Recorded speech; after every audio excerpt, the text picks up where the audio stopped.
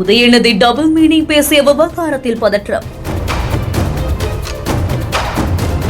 தஞ்சையில் திமுக தாவிகவினர் நேருக்கு நேர் மோதிய அதிர்ச்சி. கம்பு செருப்புகளை வீசி தாக்கிய திடுக்கிடும் காட்சிகள்.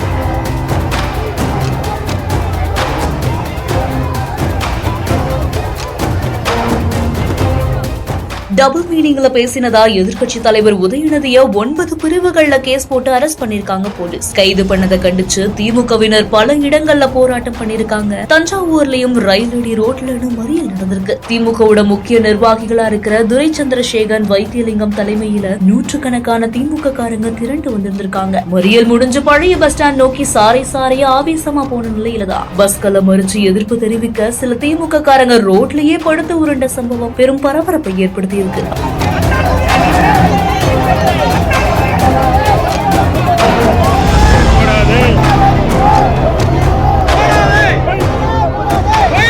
அப்படி திமுக காரங்க ஆவேசமா வந்த இடத்துல ஆல்ரெடி தாவேகா டீம் போராட்டம் பண்ணிட்டு இருந்திருக்காங்க. உதயநிதி பேச்ச கண்டித்து அந்த போராட்டமும் நடந்திருக்கு. ஒரே இடத்துல ஒரே நேரத்துல திமுக தாவேகா தொண்டர்கள் திரட்டதால அந்த இடத்துல பெரும் பதற்றமும் பரபரப்பும் ஏற்பட்டிருக்கு.